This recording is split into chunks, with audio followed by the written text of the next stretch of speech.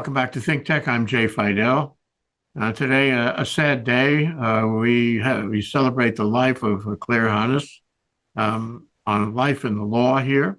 She was a leading light among Hawaii immigration lawyers.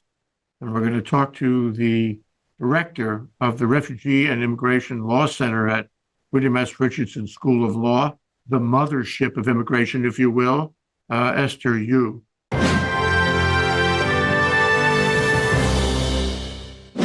Esther, welcome to the show. Thank you for coming down. Thank you for having me, Jay. So, Clare Marie Hanusz, a force of nature and of infinite goodness, passed away at her Honolulu home on February 24th, a few days ago, after a valiant 2-year battle with cancer. She was 54 years old. She was a tireless and devoted advocate for immigrants and the dispossessed. And you knew her because she was associated with your center in her Aloha Immigration Law Office.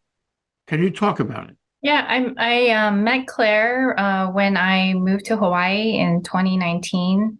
I didn't immediately start at the law school's refugee and immigration law clinic. I was actually working for a legal nonprofit called the Legal Clinic. Our immigration community in Hawaii is very small. There's a few lawyers, and it was a tight-knit community. And as soon as I arrived, Claire was one of the first people to very warmly welcome me. And I just liked her right away. She had a really great sense of humor. This was during sort of the last year of the Trump administration, which was very rough for immigration lawyers and anyone who cares about immigrants and immigrant rights. And I immediately could tell that Claire had the respect of everyone in this community, that she cared passionately for immigrants. And I was just drawn to her. And so it's very, very sad to lose her. Yes, and the sentence I read, by the way, at the opening about her was from something called Legacy.com, and it's an obituary there. It's very good. It's very well written. It talks about her family and her life and her career and all that. But one thing that struck me in that obituary is that she describes the immigration bar as a kind of family for her. You sound that you're part of that family. You are part of that family. And we always think of ThinkTech as a family too. And I told her a number of times that we considered her part of our family. And then she said, well, we consider you part of our family. The joinder of families, as it were. And, we did at least half a dozen shows with Claire about immigration law and policy during, for the most part, the Trump administration. And that was a very troubled time. I'm sure you know how immigration, not only policy, but morality struck out during the Trump administration. And she was there. She wasn't going to let that go. She was going to be, as you said, a passionate advocate for immigrants, refugees, and detainees all the way through. Especially people here, but, she had a national consciousness about this. She was into the national policy and she was struggling, if you will, with the national policy. So did you see that in your contact with her? Yes, I definitely saw her passion. I wish I had known Claire from a long time ago. I only got to know her really in 2019 when I moved to Hawaii. But just becoming friends with her and knowing and meeting other lawyers, immigration lawyers in Hawaii, I heard so many stories about what she had done in past cases. And also, as you said, she was involved and very engaged with the national politics. And I saw pictures of her, on her Facebook where she was out in the streets protesting whatever horrible, Trump administration policy was going on at the time. So I definitely knew that she was a passionate advocate. that she very much cared for the little person, the person that, you know, as immigration lawyers, we often see, the full sort of weight of our federal government coming down to bear on families and children. And I could tell she always had a real heart for the vulnerable, and that, she was using all of her legal talent and knowledge and skills in order to, protect them and help them. And so, yes, everyone admired her so greatly. And, I could, I mean, there's so many others in the immigration bar that have a lot of stories about Clare. I will say that, shortly after I moved to Hawaii, actually, it was the pandemic started about 6 months later, in March 2020. And that was also a really difficult time for everyone, obviously. But it also made practicing immigration law really difficult. And, I had a case involving a client who was in the detention center who I was trying to get out. And when I was stuck or I had a question, the first person, really the only person I called was Clare, because I knew she would pick up the phone.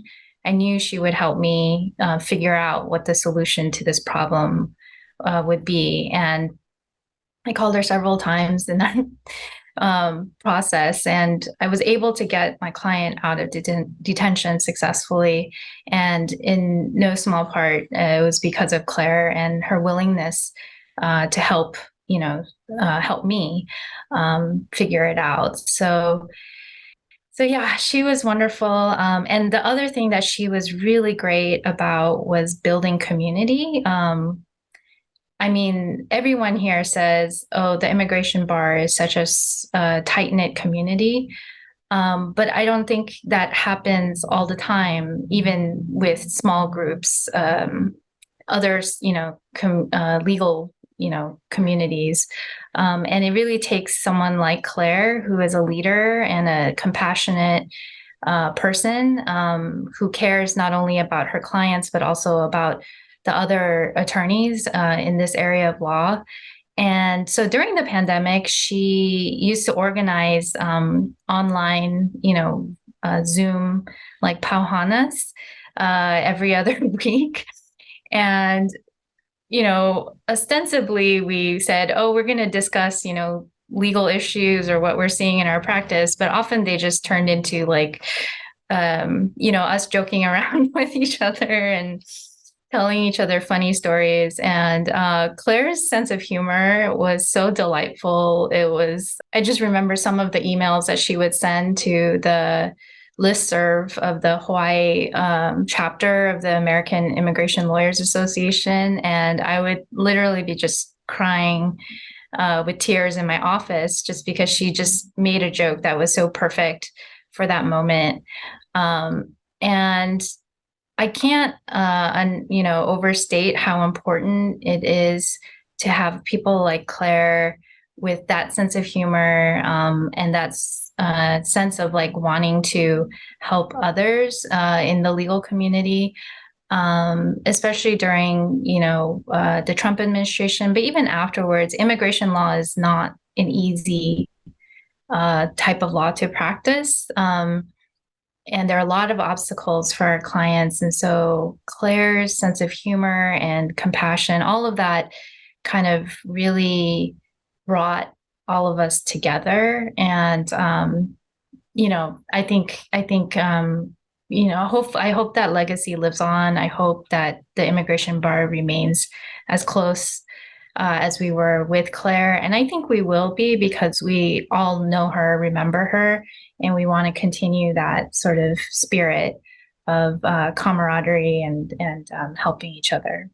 There's a lot in what you say, Esther, and I want to unpack some of it, at least through my own lens, She was really nice to work with, wonderful to work with. And part of what you were talking about is relatability. You could talk to Clare, and Clare would talk to you with honest, candid discussion. that you don't find that all the time and everywhere, you know. Mhm. I don't think she was interested in making a million billion in practicing. I think she was much more interested in making the world a better place. And indeed, before she went to law school, which was in the late '90s, that's fairly recent, she was all over the world. Mhm. She spent time in Latin America. She spent time in Australia for a year and a half or so. This is written up in the legacy obituary that I was talking about. And she was a woman of the world. She was a woman of the sensibilities of the world. She understood the movement of people, human flow, if you will, in Ai Weiwei's term, human flow around the world. And you need that to be an immigration lawyer of her caliber. I agree with you that she created community among the lawyers in the immigration bar, but she also was relentless. It's difficult, as you said, Esther, to practice law at a time when immigration law had not been reformed in decades, at a time when Congress has been sitting on it all this time, when it is not moral, and we had a president who was not moral about immigration law, and that makes it more challenging. But it gives credit to somebody like Clare, who nevertheless continued to practice and passionately, with caring and concern for all the people in the room, all the people who were immigrants and prospective immigrants and refugees and detainees. She cared about every one of them. It's hard to find people like that, and it's a credit not only I'm getting emotional. Yeah. Not only to the immigration bar, but to the bar. This is the way lawyers should be. I know, I know you agree with me.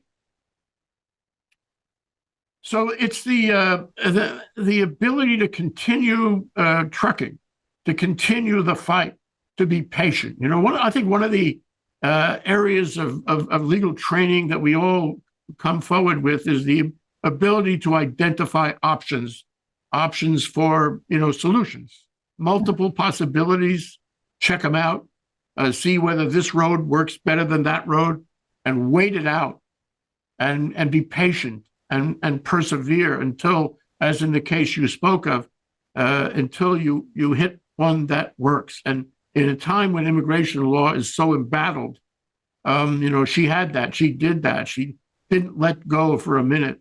And I think her clientele really appreciated that, and they benefited by that. She talked on various of our shows, as I mentioned, and we're creating a whole array of them, and we'll play them this Sunday as part of our Sunday offerings here on ThinkTech. So if anybody wants to see a whole combination of Clare's shows with us over several years, different cases, different concepts, different discussions, they can do that on thinktechhawaii.com this Sunday all day long. And Esther, it's you and me also. We're going to put this show in that stack of shows on Sunday. So I guess my point, listening to you and trying to see it through my own lens, is that yes, Clare was a leader, and yes, we can learn from Clare, and yes, we can learn from watching these shows and ruminating about how her life was, how the track of her professional career was. We can learn from that and benefit by it. And every practicing lawyer, especially immigration lawyers, should take note and see the leadership and learn from what Clare was doing. When I think of her, I think of somebody who gave nourishment to the people around her. And I'm just not making this up. This is really the way it was in all the contacts we had with her over the years, and she is part of our family. What would you add? Yeah, I love that word nourishment. I always felt that when I talked to her. And going back to an earlier point, just in this area of law, you need that persistence. And Clare was a real warrior. I mean, she really fought the good fight, as we'd say, in the public interest legal world. She fought the good fight for her clients, and it It has an impact. I mean, it will continue to have an impact on me. Um, when I came to Hawaii and to be a public interest lawyer, I looked to Claire as an example, as a mentor. And now I'm currently at, Richardson Law School, and I'm teaching, students every year about immigration law and how to practice it. And in the back of my head, I really think about lawyers like Claire, who persisted through very challenging times in the law. And that's what I want to do for my students, the way that Claire, set that example for me. And Claire also had, she had interns from Richardson Law School, including the Refugee and Immigration Law Clinic's own postgraduate law fellow, Ethan Higa, was an intern at Claire's law firm and worked with Claire. And we were just talking and reminiscing a bit earlier today about Claire. So, she has had an impact on, I'm just countless numbers of people, her clients, law students, lawyers. And, one of the ways that I would want to honor her is to take the lessons that I learned from her and her spirit, and sort of pass that on to the next generation of immigration lawyers and law students. Yeah, I think what I loved about Claire too was just she had this ability to rise above some of the, sometimes, it's easy to get discouraged during this practice, to get caught up in sort of the small, grievances, whether it's against the government or, and she always had this ability to give me perspective on what was going on. And I'll always, thank her for that. So yeah, I don't know. There's just so many good things to say about her. I know that she was involved, for example, with the Alun Farms labor trafficking case, which took place before I arrived in Hawaii. But when I got here, a lot of people talked about that case. And yeah, we talked about it on the show a number of times. mm-hmm. He was relentless on that case for sure. Yeah, I mean, taking on a case like that against, powerful people, it's hard. And the experience of a public interest lawyer is that on one side you have, for example, the government or a powerful entity, and then, on the other side there's you, and oftentimes you're working alone or with only a small other group of committed individuals. And it can be very discouraging. But, we need those lawyers. We need lawyers like Claire who are willing to fight for the little person, the person who doesn't have a ton of power in our society. And so, I think, again, to that case, but even just her, more routine cases, that when I saw her in immigration court, we would always talk in the hallway outside of the hearing rooms and just, share, bits, parts of our lives and what was going on. And yeah, she just showed up. I mean, she showed up for her clients, whether it was a huge trafficking case or whether it was, one client. She cared really deeply about every single person that she represented. And she was a fierce and awesome advocate in court. And I had the privilege to see her, going to court and advocating for her clients in front of a judge. So yeah, I'm really thankful for those experiences, those moments that I got to share with Claire. And I feel like I can speak for actually the entire immigration bar and our little community when I say all of these things, because everyone has stories like this about Claire. Yeah. Oh, wow. So, one of the things is that we were living, and she would be practicing today if the cancer hadn't gotten her. She would be doing this for life, for sure. She was so dedicated to it. And it's really too bad that we don't have the benefit of having her with us, because the immigration bar is the beating heart of the national morality. And we cannot forget it. It is a tremendous, strength and power and possibility in practicing immigration. But what I want to say is that you talk about her going to court. You talk about her dealing with bad policy, bad national policy, and speaking to it. The whole thing about speaking truth to power. Mhm. If you want to be a public interest lawyer, you have to be able to do that, whoever the judge is, whoever the public is. And you have to also have the trust of your clients so that they know you're capable of speaking truth to power. And that's what Claire had. That was magical. And I also want to add one other thing. I recall that in one of our shows, we got into Emma Lazarus. My family came from Eastern Europe. You're probably from a family too that came here as immigrants. Emma Lazarus had a lot to say about that. She wrote the poem on the base, the Statue of Liberty. Give me your tired, your poor, your huddled masses yearning to breathe free, the wretched refuse of your teeming shore. Send these, the homeless, tempest-tossed, to me. I lift my lamp beside the golden door. That was Claire.